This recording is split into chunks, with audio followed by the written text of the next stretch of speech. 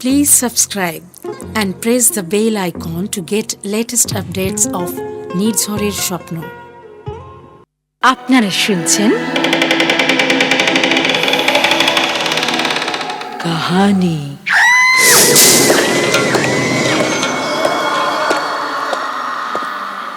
গল্পপ্রেমী পাঠক পাঠিকাদের জন্য নির্ঝরের স্বপ্ন প্রযোজিত কাহিনী গল্পপাঠের অনুষ্ঠানে চিরকালীন ও সমকালীন সাহিত্যিকদের গল্পে আপনাদের স্বাগত। নির্ঝরের স্বপ্ন প্রযোজিত আজকের গল্প ভুতুরে বাড়িতে ভূতের খোঁজ। রচনা অজেয় রায়। শুরু হচ্ছে গল্প ভুতুরে বাড়িতে ভূতের খোঁজ। রচনা অজেয় রায়।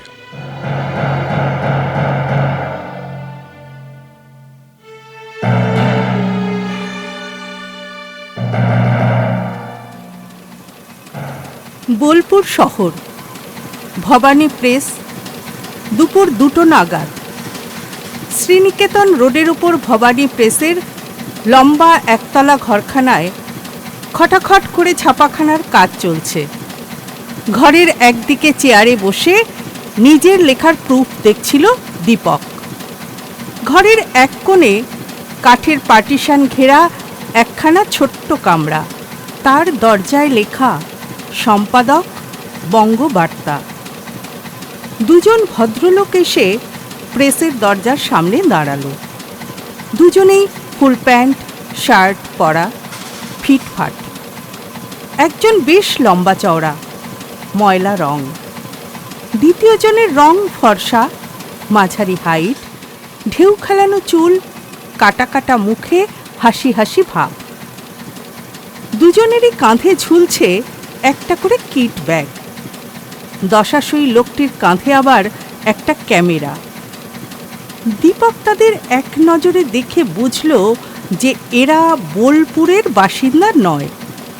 দুজনেই দীপকের বয়সী বা সামান্য বড় হতে পারে, এই বছর 30 হবে।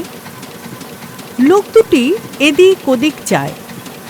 লম্বাজন প্রেসের পিয়ন হারুকে জিজ্ঞেস করে, আচ্ছা, এটা তো ভবানী প্রেস?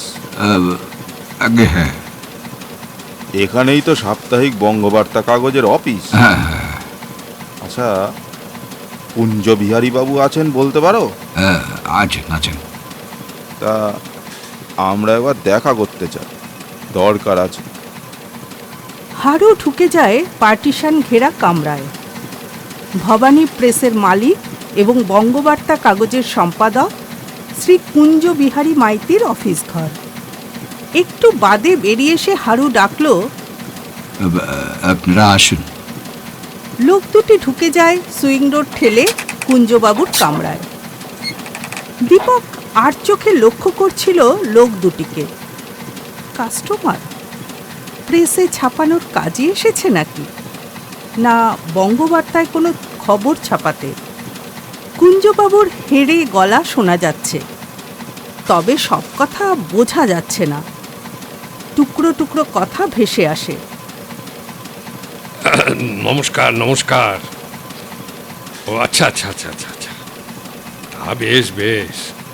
হ্যাঁ, তারপর কি করছে? অনেক দিন হলো। আগন্তুক দুজনের কথা কিন্তু কিছুই ধরা যায় না। তারা বেশ নিচু সুরে কথা বলে। Very interesting. আরে বলেন কি?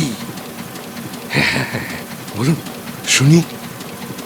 বলতে বলতে কুঞ্জ বিহারীর গমগমে গলা হঠাৎ খাদে নেমে যায়। দুপক্ষে কী সব কথা চলে। মাঝে মাঝে কুঞ্জবাবুর গলা চড়লেও গোটা বাক্য বোঝা যায় না। প্রথমে কৌতূহলী হলেও পরে দীপক নিজের কাজে মন দেয়। 2 কাপ চা গেল সম্পাদকের কামরায়। মিনিট 10 বাদে দীপকের চটক ভাঙে কুঞ্জবাবুর হুঙ্কারে, দীপক, আরে ও দীপক, শুনে যাও। দীপক কাগজপত্র টেবিলে রেখে উঠে পড়ে। সম্পাদকের কামরায় ঢোকে। কুঞ্জবিহারী মাইতি মাঝবয়সী, গাঁট্টা গোট্টা, মাঝারি লম্বা, শ্যামবর্ণ পুরুষ। ভারিক্কি মুখে আশু মুখুজ্জে প্যাটার্নের পুরুষ্ঠ ঝোলা গোঁফ, মোটা ভুরু, পরনে যথারীতি ধুতি ও শার্ট। গোল গোল চোখ দুটি জ্বলজ্বল করছে, মনে হয় কোনো কারণে উত্তেজিত। তিনি বলে উঠলেন, বসো দীপক, আলাপ করিয়ে দিই। Very very interesting party.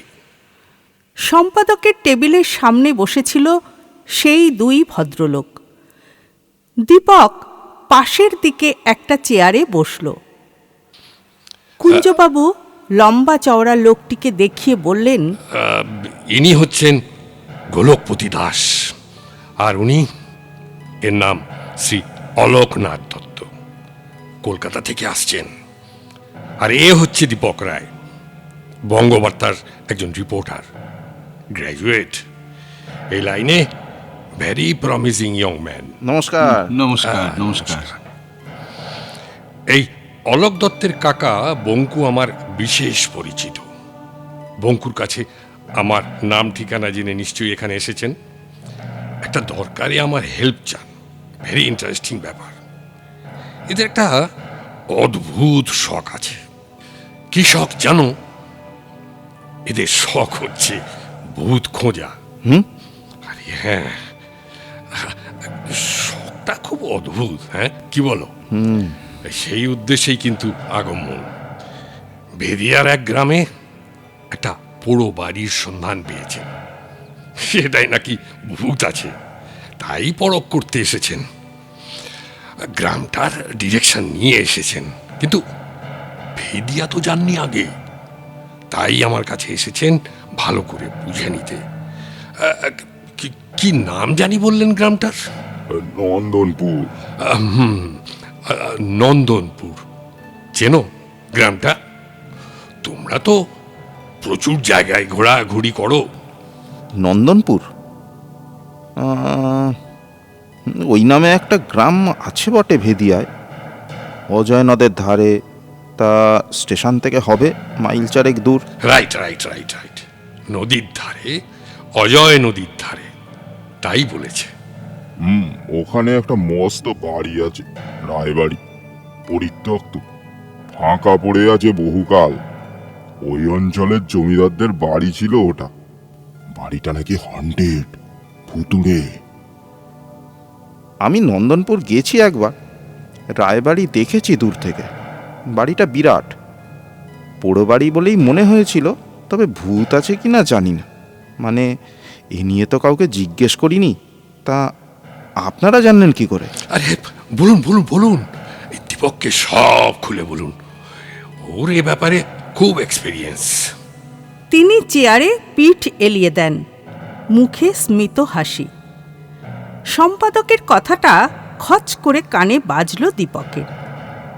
ওর রকম সকম সুবিধের ঠেকল না। কুঞ্জবিহারী খটখটে মানুষ, এত বিগলিত ভাব দেখাবার কারণ? যা হোক, সে অলোকনাথের কথায় মন দেয়। আমাদের পাড়ার গগনেন্দ্র রায়ের কাছ থেকে এই বাড়িটার সন্ধান পেয়েছি। গগন রায়ের পূর্বপুরুষের ভিটে ওই বাড়ি, বহুকাল ফাঁকা পড়ে আছে, কেউ থাকে না। তা প্রায় ৭৫ বছর। একটা প্রশ্ন করব? বিলক্ষণ, নিশ্চয়ই নিশ্চয়ই, করুন। আপনাদের এই অদ্ভুত শখের কারণ, মানে ভূতের সন্ধান, এরকম ভূত প্রেত চর্চার ক্লাব আছে শুনেছি। আপনারা কি সেরকম কোনো ক্লাবের নাকি? আরে না না না, আমরা কোনো ভূত প্রেতের অনুসন্ধানী ক্লাবের মেম্বার একেবারেই নই। এটা বলতে পারেন স্রেফ আমাদের দুজনের শখ। দুজনে একই অফিসে চাকরি করি, আর অনেক দিন আগেই হঠাৎ করে এই শখটা গজালো। হঠাৎই এই অদ্ভুত শখ? সে মশাই এক হিস্ট্রি। একদিন অফিসে তক্ক হচ্ছিল, বুঝলেন, এই টিফিনের সময়। ভূত আছে নাকি নেই তো বেশিরভাগই বলল যে আছে। কয়েকজন বলল তাদের পরিচিত কেউ কেউ ভূত দেখেছে নিজের চোখে। এখন আমি আর গোলক আমরা দুজনে বললাম, না, ভূত নেই, বিশ্বাস করি না কোনো ভূতে। তক্কাতক্কি হতে হতে বেড রাখা হলো। আরো দু একজন অবশ্যই আমাদের সাপোর্ট করেছিল। এখন ভূতের বিশ্বাসীরা যারা, তাদের মধ্যে থেকে একজন বলল যে দমদমে নাকি একটা মস্ত পুরো বাড়ি আছে, অনেক পুরনো, লর্ড ক্লাইভের আমলের। বাড়িটায় রাতে নাকি কেউ থাকতে চায় না, কারণ সাহেব ভূতেরা নাকি রাতের বেলায় সেখানে পাইচারি করে। আমাদের ওই বাড়িতে রাত কাটাতে ওরা সব চ্যালেঞ্জ জানালো। আমরাও অ্যাকসেপ্ট করলাম, গেলাম সেই বাড়িতে। তবে আমি এবং গোলক ছাড়া ভূতে অবিশ্বাসীরা আর কেউ অবশ্য শেষ অবধি যায়নি। যাই হোক, থাকলাম সেখানে পুরো রাতটাই, নির্বিঘ্নেই কাটালাম। ভূতের দর্শন কিন্তু মিলল না, বুঝলেন তো। আর সেই থেকেই মশাই শুরু, বেশ নেশা ধরে গেল। ভূতের বাড়ির খোঁজ পেলেই সেখানে গিয়ে রাত কাটাই। ভেদিয়াটা হবে আমাদের 8 নম্বর কেস। সে কি মশাই, কিচ্ছু দেখেননি? আরে না, তবে ট্রাই করে যাচ্ছি। দেখিনি বটে, তবে বলতে পারেন কিছু শুনেছি। কি রকম বলুন? এই অদ্ভুত অদ্ভুত কিছু আওয়াজ। ওগুলো কিন্তু সত্যি সত্যি ভৌতিক আওয়াজ কিনা তা কিন্তু প্রমাণ করা যায়নি। তা বটে, তা বটে। তবে নন্দনপুরের রায়বাড়ি এতদিন খালি পড়ে আছে কেন? সে আর এক হিস্ট্রি মশাই। ওই গগন রায়ের কাছ থেকেই শোনা। প্রায় 75 বছর আগে রায়বাড়ি ছিল একেবারে জমজমাট। একবার একটা অন্নপ্রাশন হয় ওই বাড়িটায়, বাড়ির একটা মেয়ের। তো বড় রায়কর্তার প্রথম নাতনি সে। খুব ধুমধাম হচ্ছে, অনেক লোকজন এসেছে। সন্ধ্যের সময় হঠাৎ কলেরা শুরু হলো বাড়িতে। বলেন কি? দুদিনেই ওই বাড়িতে 10 থেকে 12 জন মারা যায় ওলা ওঠায়। ওই বংশের 6-7 জন, আর ওই কাজের লোক মানে ঝি চাকর দারোয়ান, এদের মধ্যে প্রায় 4-5 জন। যার অন্নপ্রাশন, সেই ছোট্ট মেয়েটিরও মৃত্যু হয়। আর মারা যান বড় কর্তা স্বয়ং। উৎসব বাড়িতে একেবারে হাহাকার উঠল। গ্রামেও ছড়িয়ে পড়েছিল সেই রোগ। মারা যায় গ্রামের কিছু অন্য লোকেও। বেশিরভাগ লোকই গ্রাম ছেড়ে পালায়। জানেনই তো, এই মারাত্মক রোগের সেই সময় তেমন কোনো চিকিৎসাই তো ছিল না। যাই হোক, সেই দুর্ঘটনার কিছুদিন বাদে গ্রামের লোক আবার ফিরে আসে নিজের নিজের ভিটে। কিন্তু শোকার্ত রায়েরা মাসখানেকের মধ্যেই চিরকালের মতো ওই বাড়ি ত্যাগ করে। ওই বংশের কেউ আর কখনো ওই বাড়িতে রাত কাটায়নি। বাড়ির দামি দামি জিনিস যতটা পারে সঙ্গে নিয়ে যায়, কিছু বিক্রিও করে যায়। জমিদারির বেশিরভাগটাই বেচে দিয়ে গিয়েছিল ওরা। তাই একজন কেয়ারটেকার রেখেছিল, কিন্তু সেও রাতে থাকতো না সেই বাড়ির ভিতর। শেষে ও বাড়ি দেখাশুনো করবার আর কেউই রইল না। বাড়িটা একেবারেই নাকি ভুতুড়ে হয়ে গেছে, হানা বাড়ি। গগন রায় নিজে কখনো যায়নি নন্দনপুরে। সে কলকাতাতেই জন্মেছে, বড়ও হয়েছে ওখানে। এসব তার বাবার কাছ থেকে তার শোনা। আচ্ছা, ওখানে ভুতুরে কাণ্ড কি হয়? তা খুব একটা বলতে পারেনি গগন। কি সব নাকি অদ্ভুত অদ্ভুত শব্দ হয়, কি সব নাকি দেখা যায়। আসলে এ নিয়ে ওর বাবা বিশেষ কিছু বলতে চাইতেন না। বাহ, এত কথা তো জানতাম না। তাহলে সেদিন বাড়িটা একবার ঘুরে দেখে নিতাম। দীপক, হ্যাঁ স্যার। এনাদের ওই নন্দনপুরে কিভাবে যেতে হয় সেটা বুঝিয়ে দাও ভালো করে। আর আর আর আমার একটা আইডিয়া এসেছে। কি? যদি তুমিও ওদের সঙ্গে যাও তাহলে কিন্তু মন্দ হয় না। রাতে থেকে যাবে একসঙ্গে, মানে ওই রিপোর্টার হিসেবে। তোমাদের এক্সপিরিয়েন্স নিয়ে দারুণ একখানা স্টোরি হবে আমার এই বঙ্গবার্তায়। আরে হেডিং দেব, ভুতুরে বাড়িতে ভূতের খোঁজে। কি আপনাদের কোনো আপত্তি আছে কাগজের কেউ সঙ্গে গেলে? না না না, না, না, আপত্তির কি? ভালোই তো হবে, দলে একজন লোক বাড়বে। কুঞ্জবিহারীর এই প্যাঁচটাই আশঙ্কা করেছিল দীপক। তাকে এদের সঙ্গে ভিড়িয়ে দেবার মতলব। সে গুম মেরে যায়, কথা বলে না। কুঞ্জবিহারী দীপকের রকম সক্ষম দেখে বললেন, দীপক, হুম। অবশ্য তোমার যদি কোনো ইয়ে থাকে, মানে, তাহলে কিন্তু আমি আর জোর করব না। দেখি, আমি না হয় যাব তাহলে। দীপকের মাথায় চড়াত করে রক্ত উঠে গেল। সদ্য পরিচিত লোকগুলির সামনে এমন ডাউন দেওয়া, ওই ইয়ের মানেটা যে কি যে কেউ ধরতে পারবে। অর্থাৎ সম্পাদক বলতে চান যে দীপক সঙ্গে না গেলে বুঝতে হবে যে সে ভয় পাচ্ছে, ভূতের ভয়, তাই যেতে চাইছে না। দীপক গম্ভীরভাবে জিজ্ঞেস করল অলোকনাথকে, আপনারা কবে নন্দপুর যেতে চান? এ আসছে কাল, আজ শুক্রবার, শনি রবি ছুটি আছে অফিসে। কাল রায়বাড়িতে রাত কাটিয়ে রবিবার কলকাতায় ফিরব। ঠিক আছে, আমি যাব আপনাদের সঙ্গে। সাব্বাস, আমি জানতাম তুমি এমন চান্স তো ছাড়বে না।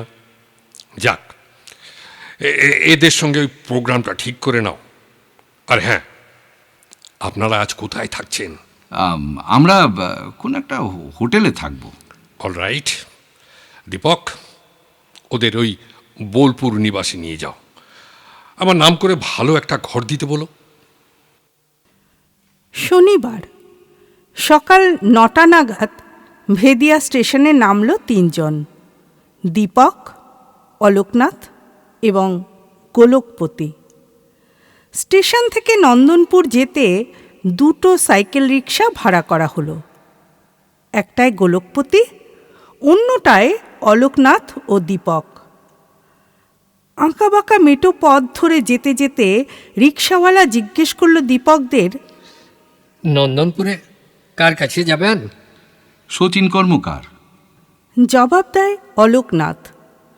নন্দনপুরে শচীন কর্মকারের নামে একটা চিঠি দিয়েছে গগন রায়। কলকাতায় একটা কাজে এসে গগনদের বাড়িতে এসেছিলেন শচীনবাবু। তখন সামান্য আলাপ হয় গগনের সঙ্গে। ওই শচীনদার কুটুম বুঝি? না না, চেনা লোক, আসতে বলেছিলেন একটা কাজে। গ্রামের বাইরে থেকেই দীপকরা ভাড়া মিটিয়ে বিদায় দেয় রিক্সা। তারপর হেঁটে গাঁয়ে ঢোকে।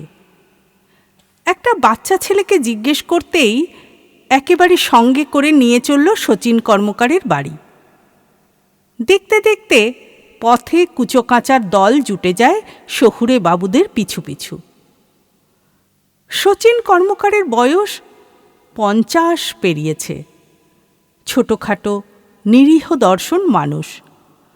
গগন রায়ের চিঠি পড়ে এবং পরিচয় পেয়ে খাতির করে বসালেন, চা মুড়ি খাওয়ালেন। গগনের চিঠিতে অলোকনাথ এবং গোলকপতির নন্দনপুরে যাওয়ার আসল উদ্দেশ্য লেখা ছিল না। অলোকনাথের মুখে তাদের আগমনের কারণটা জেনে বেশ গম্ভীর হয়ে গেলেন শচীনবাবু। ক্ষুব্ধ স্বরে বললেন, এসব নিয়ে খোঁচাখুচি করা আর তেনাদের ত্যাক্ত করা কি উচিত হবে? না না না না, হ্যাঁ, আমরা কাউকে বিরক্ত করতে চাই না। আমরা যুক্তিবাদী। ভূত প্রেত মানে ওই তেনারা সত্যি সত্যি আছেন কি না তারই প্রমাণটা খুঁজছি। দুঃখের বিষয়, এ পর্যন্ত কিছু পাইনি, তাই এসেছি। প্রমাণ? এসব প্রমাণ কি সহজে মেলে? ভাগ্য চাই মশাই, ভাগ্য চাই। আর এসব প্রমাণ সহ্য করার মতন মনের বলও থাকে না সবার। না না না, দেখুন, মনের জোর আমাদের নেহাত কম নয়। সত্যি বলছি, তেমন প্রমাণ যদি মেলে ভিড়মি খাবো না, এটুকু ভরসা রাখতে পারেন। বেশ, যা ভালো বোঝেন। আমার যা বলার তাই বললাম। আচ্ছা, রায়বাড়িতে কিছু হয়? মানে কিছু দেখা টেখা যায় কি? কেন লোকে থাকে না রাতে? বুড়ো কর্তার খড়মের আওয়াজ অনেকেই শুনেছে। ওই বাড়ির ভিতর হেঁটে বেড়াচ্ছেন রাত্রিরে খটখট খটখট করে। রাতে ওই বাড়ির ছাদের কিনারা ছায়ামূর্তি দেখেছে কেউ কেউ। শোনা গেছে কান্নার আওয়াজও, যেন বাচ্চা কাঁদছে। আমি অবশ্য নিজে কিছু দেখিনি বা শুনিও নি। আসলে ও বাড়ির ধারে কাছে ঘেঁষি না কিন্তু সন্ধ্যের পর। কি দরকার মশাই, অনাবশ্যক কৌতূহল মেটাতে গিয়ে বিপদে পড়ব নাকি? শুনুন না, একবার বাড়িটা ঘুরে দেখে আসা যাক। হ্যাঁ, অফকোর্স, চলুন চলুন চলুন চলুন। আমি রাস্তা দেখিয়ে দিই। চলুন। শচীনবাবু পথ দেখিয়ে চলেন। একপাল বাচ্চা ছেলে মেয়ে পিছু নিল তাদের। গ্রামের অন্য বাড়ি থেকে বয়স্ক লোকেরাও উকিঝুঁকি মারে। রায়বাড়ি নন্দনপুর গ্রামের অন্য বাড়িগুলির সীমানা থেকে বেশ খানিক তফাতে, একদম ফাঁকায়। বাড়িটা ঘিরে ছোট বড় অনেক গাছ, ঝোপঝাড়। দূর থেকেই নজর পড়ে বাড়িটা। রায়বাড়ি থেকে অজয় নদের কূল মাত্র 100-2 গজ। আগে নাকি অজয় নদ ঢের দূরে ছিল। জমিদার বাড়ি বটে, মস্ত বড়, দোতলা, 2 মহলা। অট্টালিকা ঘিরে বিরাট এলাকা, উঁচু পাঁচিল দিয়ে ঘেরা। পাঁচিল অবশ্য বহু জায়গায় এখন ভাঙা। পাঁচিলের গা ঘেঁষে অনেকগুলো ঘর সারি সারি। ঘরগুলো কোনোটাই আস্ত নেই। ওগুলো ছিল কাছারি বাড়ি, অতিথিশালা, নাটমন্দির ইত্যাদি। একটা প্রকাণ্ড জাম গাছ বাড়িটার প্রায় ঘাড়ের উপর দাঁড়িয়ে আছে। তার ডালপালা ঝুঁকে পড়েছে অট্টালিকার ছাদে। পলস্তারা খসে ইট বেরিয়ে পড়েছে প্রায় গোটা বাড়ির দেয়ালে। কয়েকটা অশ্বত্থ গাছ জন্মেছে বাড়িটার গায়ে। অট্টালিকার পেছন দিকে একটা মজা পুকুর, একটা কুয়োও রয়েছে। তবে কুয়োর জল ঘোলাটে, নোংরা। কবাটহীন প্রকাণ্ড সদর দরজার হাঁড়ির ভিতরে ঢোকে 4 জন। পিছু নেওয়া বাচ্চার দল কিন্তু বাড়ির ভেতরে ঢোকে না, বোধহয় সংকোচে। ঢুকেই চৌকো বাঁধানো মস্ত উঠোন। উঠোন অনেক জায়গাতেই খোবলানো, ইট মাটি বেরিয়ে পড়েছে, উইয়ের ঢিপি উঠেছে। উঠোন ঘিরে উঁচু বারান্দা 3 দিকে। বারান্দা পেরিয়ে পর পর ঘর। দোতলাতেও একই রকম চওড়া বারান্দা আর ঘরের সারি। মোটা মোটা গোল গোল থাম। দোতলার বারান্দার ভার কাঁধে নিয়ে আজও শটান খাড়া। 2 কোণ দিয়ে সিঁড়ি উঠে গেছে দোতলায়। বাড়িটা যে অভিশপ্ত ঢুকেই যেন টের পাওয়া যায়। কেমন গা ছমছম করে এই বিশাল নির্জন অট্টালিকার অন্দরে প্রবেশ করেই। একতলার বারান্দা ধরে ওরা হাঁটতে লাগলো। এই জনমানবহীন অট্টালিকার বাসিন্দা এখন অজস্র পায়রা, শালিক আর চামচিকে। আরও নিশ্চয়ই থাকে কিছু সরীসৃপ, কীটপতঙ্গ। তাহাদের সহজে চোখে পড়ে না। সহসা জুতোর শব্দে বিরক্ত ভীতচকিত কিছু পায়রা, শালিক উঠতে লাগলো ঘুলঘুলি আর পরিবর্গার আশ্রয় থেকে বেরিয়ে। শাঁ শাঁ করে এলোমেলো পাক খায় শূন্যে কয়েকটা চামচিকে। একতলার বেশিরভাগ ঘরের দরজা জানলায় কবাট নেই। কোথাও কোথাও মাত্র কাঠের ফ্রেমের কিছু অংশ অবশিষ্ট রয়েছে। কোনো দরজা জানলায় ভাঙা পাল্লার খানিক অংশ কোনো মতে ঝুলে আছে। নোংরা মেঝে, ছাদ ঝুলে ভর্তি। তবে থামের গায়ে, বারান্দার কার্নিশে, দেয়ালে কিছু অপূর্ব কারুকার্য করা এই অট্টালিকার অতীত সৌন্দর্যের সাক্ষ্য দিচ্ছে। এ বাড়ি যে কবে তৈরি হয়েছে গায়ে কেউ আজ বলতে পারে না সঠিক। তবে ১৬০০ বছরের পুরনো তো বটেই। ঠিক সদর দরজার মুখ পেরিয়ে মায়ে দেখা গেল একটা মস্ত হলঘর। কর্মকার মশাই জানালেন যে এটা ছিল বৈঠকখানা। গান বাজনার আসরও বসতো ওই ঘরে। ঘরখানায় তখনও রয়েছে প্রাচীন আমলের কয়েকটা বড় বড় চেয়ার, একটা গোল কাঠের টেবিল। দেয়ালে ঝুলছে একটা বড় ভাঙা আয়না এবং একটি মস্ত হাতে আঁকা ছবি, অয়েল পেন্টিং। রায় বংশের কারো প্রতিকৃতি। ছবির ওপর ধুলো ময়লা জমেছে। বোঝা যায় এক রাশভারী মধ্যবয়স্ক পুরুষের বুক অবধি চেহারা। শুনেছি ওটা বড় কর্তার ছবি। ওলা ওঠায় মারা গেছিলেন সেইবার। ওরে বাপ, ওই দেখুন। কি পোড়ো বাড়ি, খরিস সাপ বাসা বেঁধেছে। শুধু কি তেনাদের ভয়, এনাদের ভয়ও কিন্তু কম নয়। সাবধানে থাকবেন কিন্তু। হ্যাঁ, সেই তো দেখছি। দোতলায় ওঠা হলো। বারান্দায় লোহার জাফরি লাগানো ঘের। কোমর সমান উঁচু জাফরিতে মরচে পড়েছে, নড়বড়ে। তবে নকশা চমৎকার। দোতলার ঘরগুলোয় উঁকি মারে দীপকরা। নিচের তলার মতোই অবস্থা। সিঁড়ি উঠে গেছে ছাদে। শচীনবাবু বারণ করলেন উপরে যেতে। না না, যাবেন না, একেবারেই যাবেন না। ভাঙা সিঁড়ি তা বটে, দোতলার ছাদেও বড় বড় ফাটল ধরেছে। নিহাতে খুব পুরু দেয়াল, মজবুত করে বানানো বাড়ি, তাই এতকাল খাড়া রয়েছে, এত অবহেলা সত্ত্বেও। সবাই নিচে নেমে এলো। এ বাড়িতে লোক ঢোকে।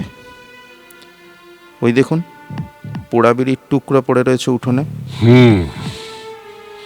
দিনের বেলা বাগাল ছেলেগুলো ঢোকে হয়তো, কিন্তু রাতে। বাড়িটা দেখতে দেখতে দীপকের মনে একটা সন্দেহ জাগে। রাতে চোর ডাকাত লুকিয়ে থাকার পক্ষে আদর্শ জায়গা।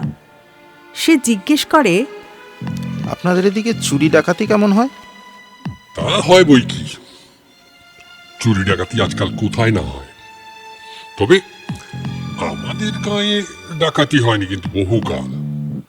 চিজকে চুরি হয় মাঝে মধ্যে, গায়ে আর তেমন বড় লোককে সোনাদানা কি আর মিলবে?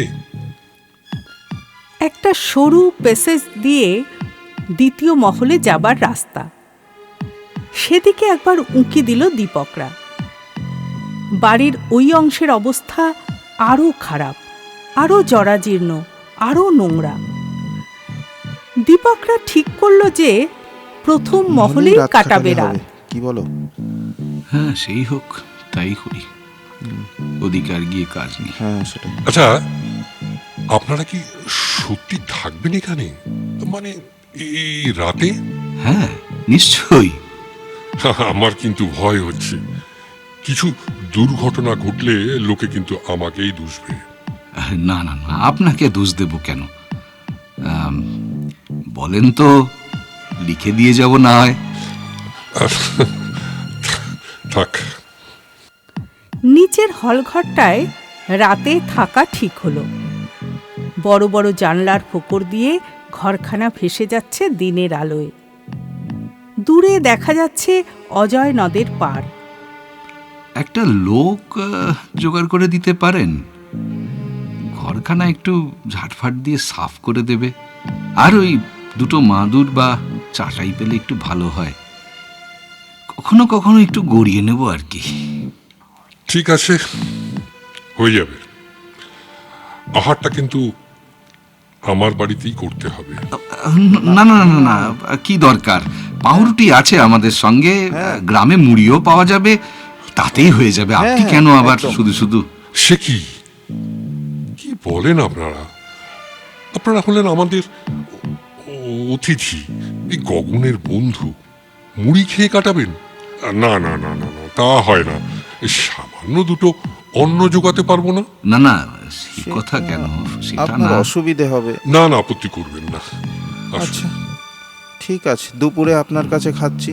হ্যাঁ হ্যাঁ, রাতে কিন্তু কোনো ব্যবস্থা করবেন না। ঠিক আছে। পাউরুটি খাবো, ঠিক আছে ঠিক আছে। ভাত খেলে ঘুম এসে যাবে। হ্যাঁ, ভাত রাতে খাওয়া যাবে না। হ্যাঁ হ্যাঁ, তাই হবে তাই হবে। কর্মকার মশাই গেলেন নিজের বাড়িতে। দীপকরা তিনজনে গেল অজয় নদের তীরে বেড়াতে। বৈশাখ মাস, অজয় নদীতে তখন জল খুব কম। প্রশস্ত নদী গর্ভে বালির চড়া পড়েছে। ক্ষীণ একটা স্রোত বইছে একধার ঘেঁষে। জলের বুকে সবচেয়ে গভীরেও হাঁটু জলের বেশি নয়।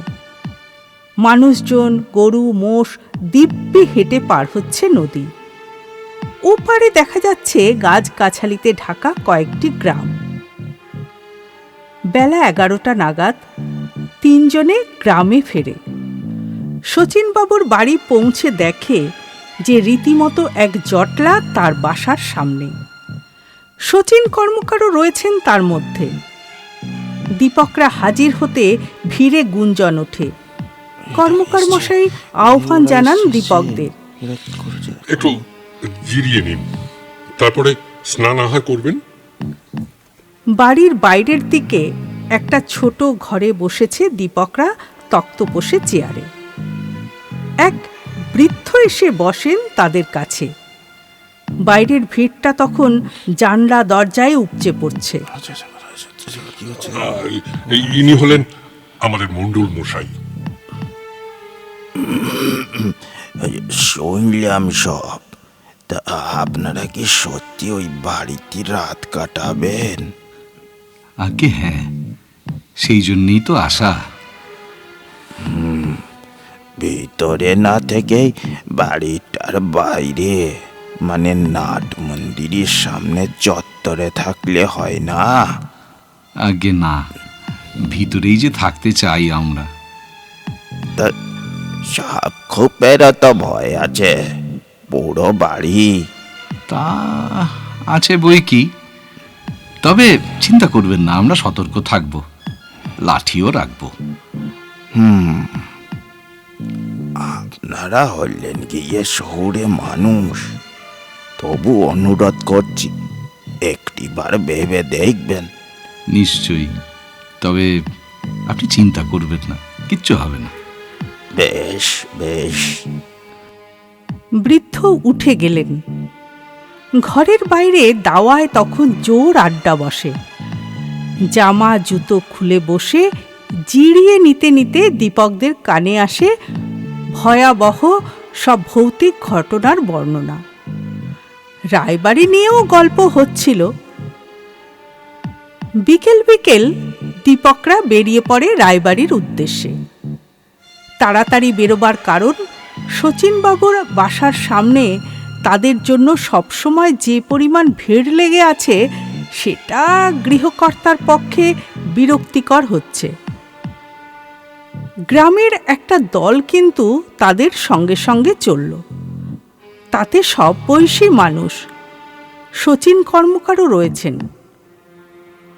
অট্টালিকার বাইরে নাট মন্দিরের চাতালে বসল দীপকরা। অলোকনাথ ব্যাগ থেকে একটা টেপ রেকর্ডার বের করে নতুন খালি ক্যাসেট ভরে, চালিয়ে পরীক্ষা করতে থাকে। গোলকপতি তার ফ্ল্যাশ বাল্ব লাগানো ক্যামেরা ঠিকঠাক করতে লাগলো। এসব কি করতে এনেছেন? ওরা বলেছিল যে কোনো মূর্তির ছবি তোলার দরকার হয় যদি, কোনো অদ্ভুত শব্দ বা কণ্ঠস্বর যদি শুনে একটু রেকর্ড করে রাখা যায়, তাই নিয়ে এসেছি। ও, দুজনের কাছে আরও দুটি জিনিস আছে গোপনে। দুটো বড় বড় ধারালো ছুরি, আত্মরক্ষার প্রয়োজনে। দীপক একটা লাঠি এনেছে। গ্রামের ভিড়টা কিছু দূরে দাঁড়িয়ে মহা কৌতূহলে দেখছে আগন্তুকদের কার্যকলাপ। দুজন বয়স্ক লোক বসে গেলেন চাতালের এক কোণে। গান শুনবেন বুঝি? হ্যাঁ, রাত জাগতে হবে না, একটু গান শুনবো।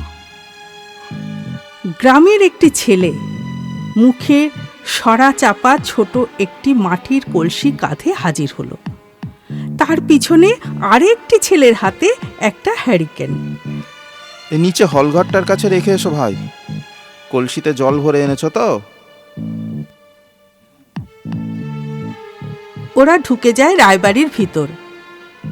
একটু বাদে জিনিস দুটো রেখে বেরিয়ে আসে। আইডিয়াটা দীপকের। অলোকনাথদের সঙ্গে একটা জলের বোতল আছে বটে, তবে এই গরমকালে তিনজনের এক বোতল জলে তেষ্টা মিটবে না। তাই কর্মকার মশাইকে কলসির ব্যবস্থা করতে বলেছিল। মোমবাতি ওদের সঙ্গে আছে, কিন্তু বাড়িটায় যা হাওয়া খেলে মোমবাতি নিভে যেতে পারে। তাই হ্যারিকেনের ব্যবস্থা কর্মকষায়ের কৃপায়। দীপক ভাবল আর একবার বাড়িটার ভেতর দেখে আসি। সে একাই ঢুকে যায় রায়বাড়িতে। হলঘরে উঁকি দিয়ে দেখল সব ব্যবস্থা করিয়ে রেখেছেন শচীনবাবু। ঘরটা খানিক সাফ হয়েছে। দুটো মাদুর বিছানো রয়েছে মেঝেতে। দরজার পাশে জলভরা কলসি এবং লণ্ঠনটা রাখা। দীপক দোতলায় ওঠে। একটা ঘরে ঢুকে সে নদী দেখছে জানলা দিয়ে। হঠাৎ খট খট খট শব্দে চমকে যায়। ঠিক যেন খরম পায়ে চলার আওয়াজ। এমন দিনের বেলা ছ্যাত করে ওঠে বুক। ফের সেরকম শব্দ হয় দুবার। শব্দটা যেন ঘরে অন্য জানলাটার কাছ থেকে আসছে। ওই জানলায় একখানা মাত্র খড়খড়ি দেওয়া পাল্লা ভাঙা অবস্থায় কোনো রকমে টিকে আছে আজও। দমকা বাতাস আসে। দীপক লক্ষ্য করে যে অমনি একটা কাঠের টুকরো ভাঙা, ঝুলে পড়া কাঠ পাশে একটা কাঠের গায়ে দুলে দুলে আঘাত করে হাওয়ার ধাক্কায়। আওয়াজ হয় খট খট। এই ব্যাপার। এই বুঝি খরম পায়ে বড় কর্তার পায়চারির রহস্য। এই বাড়িতে এমন ভাঙাচোরা জানলা দরজার পাল্লা অজস্র। আমার ধাক্কায় তারাই শব্দ করে নিশ্চয়ই। নিস্তব্ধ রাতে সে শব্দ স্পষ্ট শোনা। লোকে ভাবে খরম পায়ে বড় কর্তার ভূত ঘুরে বেড়াচ্ছে। অলৌকিক রহস্য এইভাবেই সৃষ্টি হয়, বুঝলে দীপক? চলো নিচে যাই। দীপক বাড়ি থেকে বেরিয়ে বসলো অলোকনাথদের কাছে চাতালে। ওরা তখন ক্যামেরা টেপ রেকর্ডারের কাজ শেষ করে চুপচাপ বসে। গ্রামের ভিড়টা ঠায় রয়েছে, গুজগুজ করছে নিজেদের মধ্যে। আচ্ছা জ্বালালো কিন্তু, এই লোকগুলো যে নড়েও না চড়েও না, কিরকম একটা ড্যাব ড্যাব করে দেখছে। এখানে একটু রেস্ট নিয়ে সন্ধ্যের পর বাড়িটায় ঢুকবো ভেবেছিলাম। শেষ দেখা দেখে নিচ্ছে, বুঝলেন না? কাল তো আর আমাদের জ্যান্ত দেখার আশা কম। দিনের আলো ক্রমে নিভে আসে। ঝাঁকড়া গাছগুলোর ছায়া ঘিরে ধরছে বাড়িটাকে। বাতাসের বেগ আর শোঁ শোঁ আওয়াজ বাড়ছে। থমথমে হয়ে উঠছে চারপাশ। দীপক রায়বাড়ির ছাদে ঝুঁকে পড়া গাছের ডালপালার নড়াচড়া দেখতে দেখতে ভাবে, ওই ছায়া, ওই আলো আধারিকে ভুল করা অসম্ভব না। যেন রাতে কেউ দাঁড়িয়ে আছে ছাদে, চলাফেরা করছে কিনারা ঘেঁষে। গ্রামের বয়স্করা উসখুস করে এবার। শচীন কর্মকার উঠে পড়লেন। হ্যাঁ, তাহলে আমি চলি, একটু কাজ আছে বাসায়। হ্যাঁ হ্যাঁ, হ্যাঁ, নিশ্চয়ই নিশ্চয়ই, আপনাদের আর আটকাবো আটকাবো না। না। কাল দেখা হবে। হ্যাঁ হ্যাঁ, কাল দেখা হবে। আস্তে আস্তে বয়স্ক লোকেরা চলে যায়, কিন্তু ছেলে ছোকরার দল তখনও নড়ে না। ছোড়াগুলো বাড়ির ভিতরে বুদ্ধি পিছু নেবে নাকি? তাহলে আর বড় কর্তার দর্শন পেয়েছি আমরা। দেখা যাক, চলুন বাড়ির ভিতর গিয়ে না একটু গড়িয়ে নি। হ্যাঁ, সেই ভালো, চলো। চলুন। সঙ্গী দুজনও উঠে পড়ে। গ্রামের ছেলেরা কিন্তু বাড়ির ভিতরে ঢোকে না।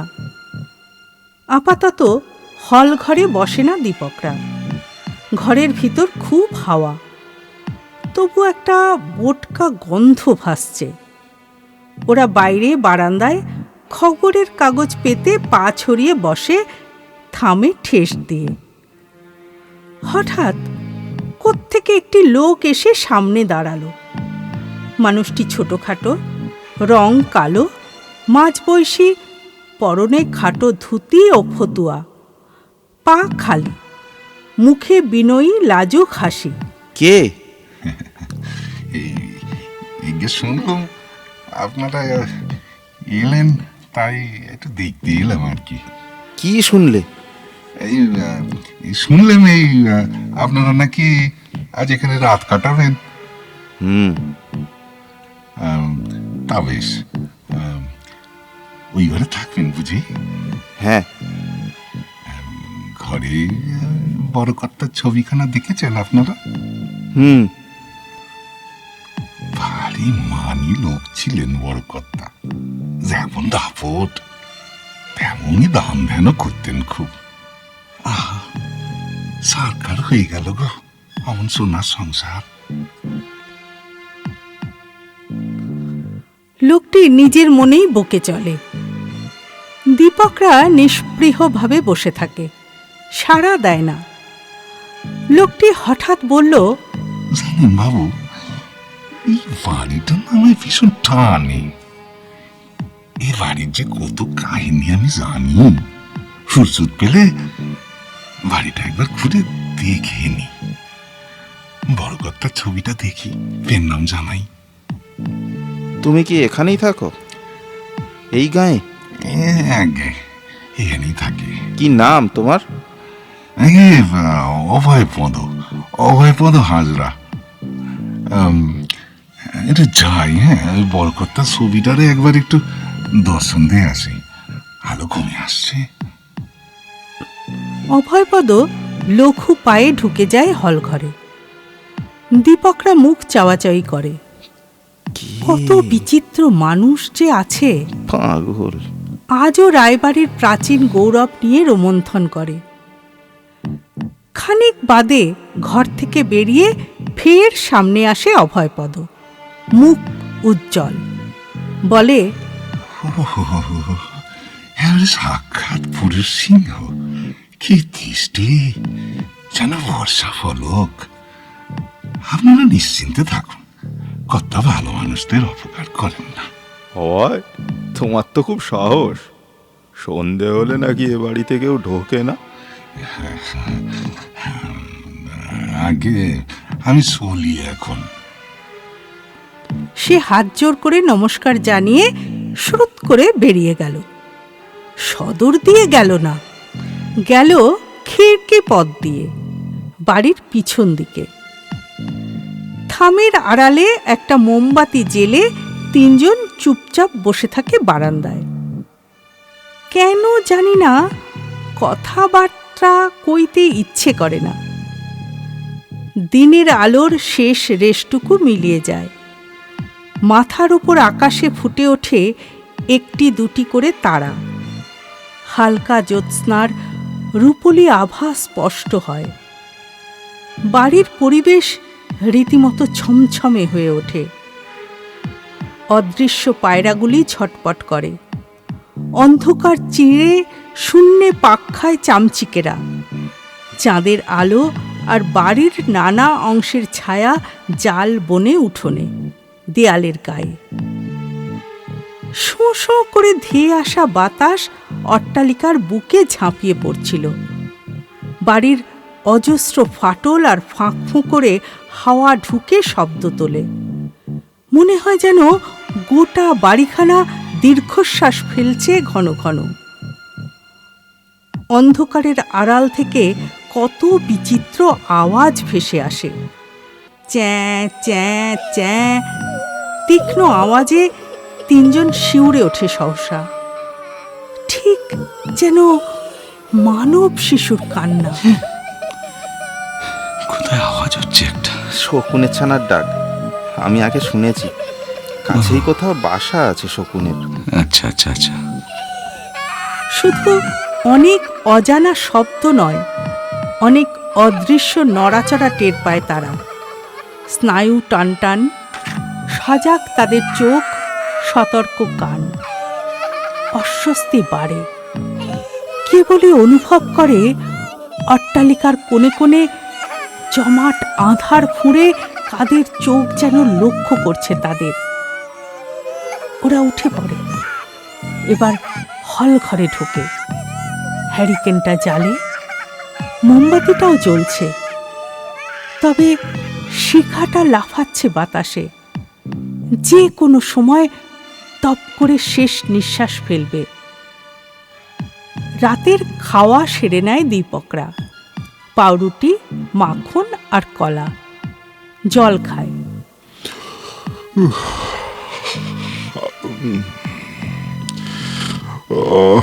ঘুম পাচ্ছে, সারাদিন রেস্ট হয়নি,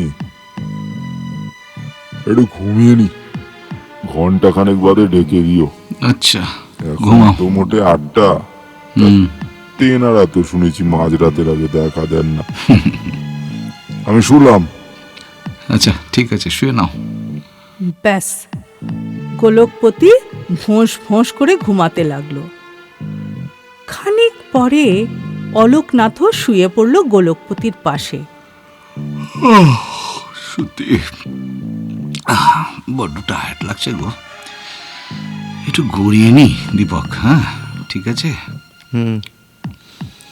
একটু পরে দীপক দেখে অলোকনাথও ঘুমোচ্ছে। সে ভাবল, বাহ, এরা তো আচ্ছা লোক। ভূত দেখতে এসে পোড়ো বাড়িতে দিব্যি নিশ্চিন্তে ঘুম মারল। নার্ভ বটে। দীপকেরও ক্লান্তি বোধ হচ্ছিল, তবে তার রাত জাগা অভ্যেস আছে। খবরের কাগজে অনেক সময় কাজ করতে হয় রাত জেগে।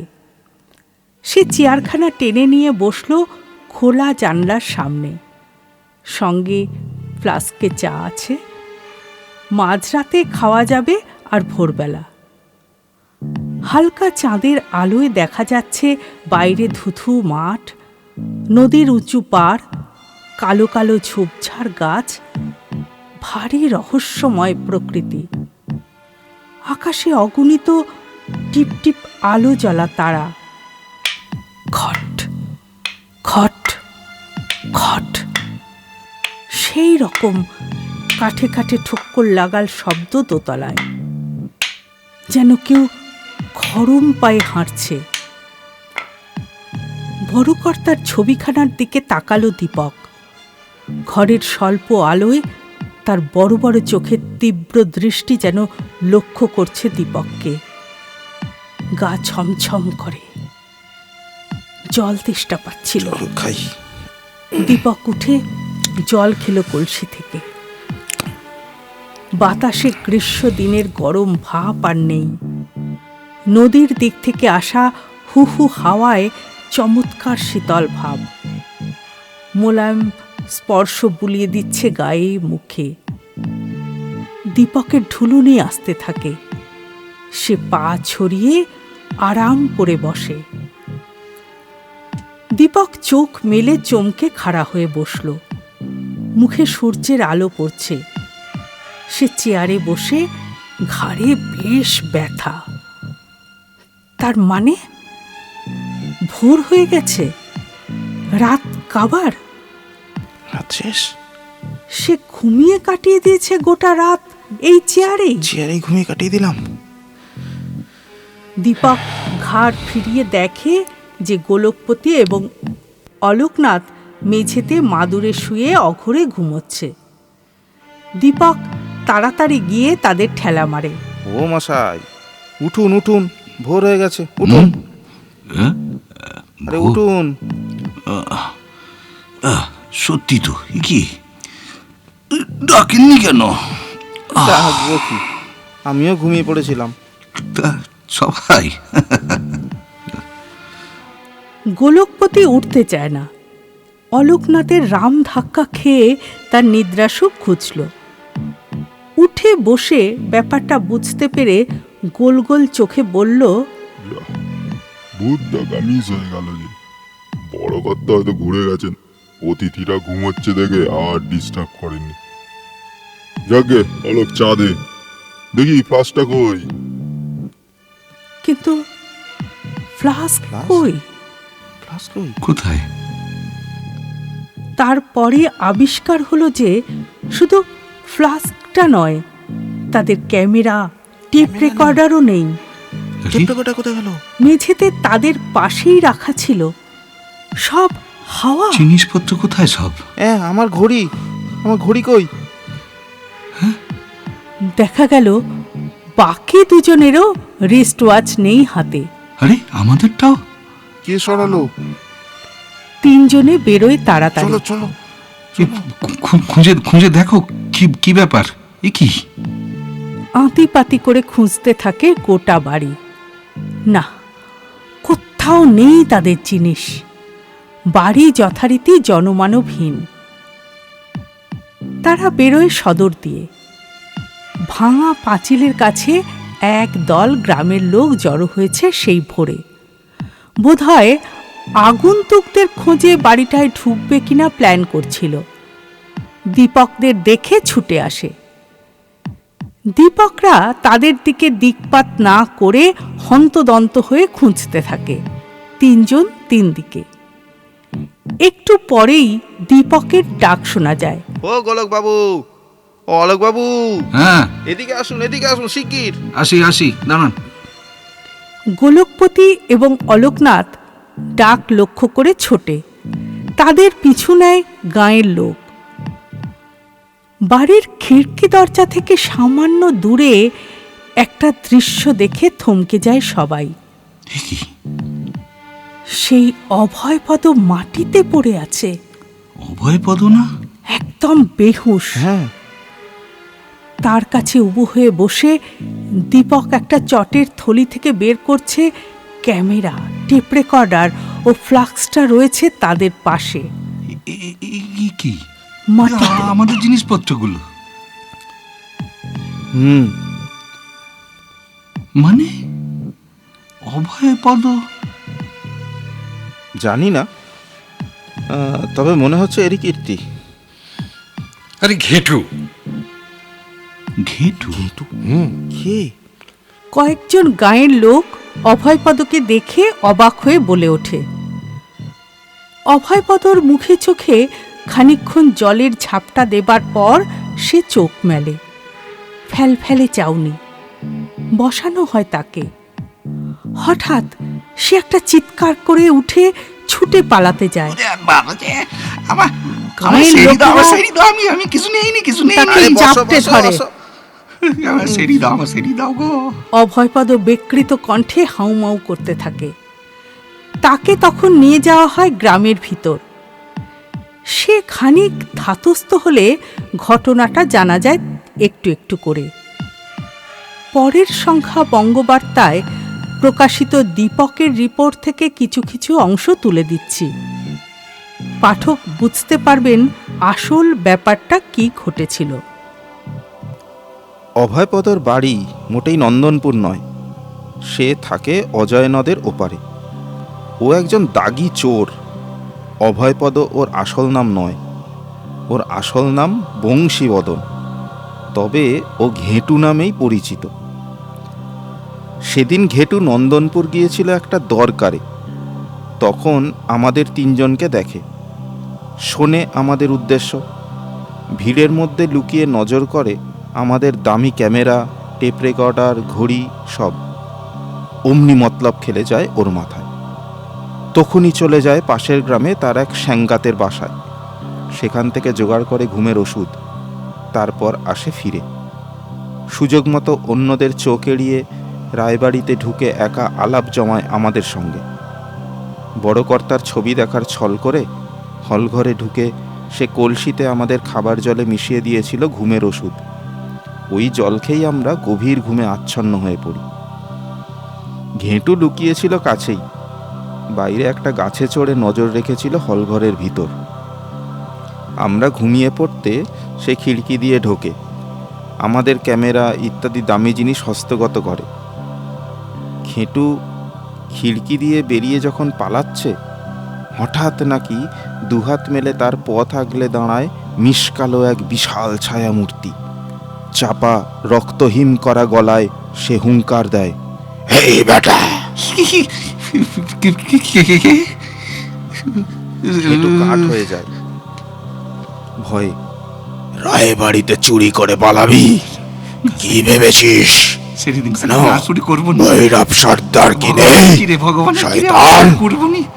বলতে বলতেই সেই ছায়ামূর্তি নাকি এক হাত বাড়িয়ে বরফ শীতল বজ্রকঠিন মুঠিতে ঘেঁটুর চুলের গোছা পাকড়ে তুলে তাকে আছড়ে ফেলে দেয় মাটিতে। ঘেঁটু তক্ষুনি জ্ঞান হারায়। নন্দনপুরের লোকেদের কাছে জানা গেছে যে ভৈরব সর্দার ছিল রায়বাড়ির এক দুর্ধর্ষ লেঠেল। প্রায় ৭৫ বছর আগে সেই কলেরার মড়কে ভৈরবও মারা যায়। ঘেঁটু এখনো সারেনি, মাঝে মাঝে পাগলের মতো করছে, চেঁচিয়ে উঠছে আতঙ্কে। অন্ধকারে কিছুতেই একা থাকতে চায় না। ডাক্তার বলেছে ওর নার্ভে প্রচণ্ড শক লেগেছে, হয়তো ও সুস্থ হবে, তবে সময় লাগবে। ঘেঁটুকে চুরির দায়ে আর পুলিশে দেওয়া হয়নি, কারণ এ যাত্রা তার যথেষ্ট শাস্তি হয়েছে।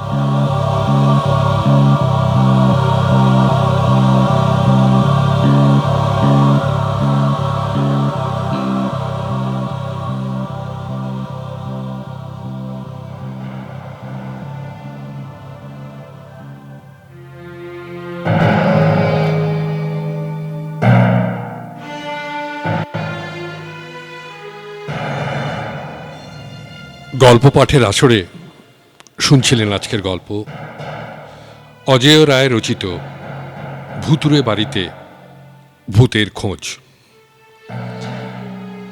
এই গল্পে বিভিন্ন চরিত্রে যারা কণ্ঠদান করেছেন তারা হলেন হারু, অলোকনাথ এবং অভয়পদ, সৌভিক, কুঞ্জবিহারী, শচীন কর্মকার এবং রিক্সাওয়ালার চরিত্রে সঞ্জয়, গোলকপতি, দীপক, মণ্ডল মশাই এবং ভৈরব সর্দারের চরিত্রে অরূপ, সূত্রধর, সুমিতা। গল্পের সম্পাদনা অরূপ দাস, মিউজিক এবং স্পেশাল এফেক্টস নিলয় ঘোষ।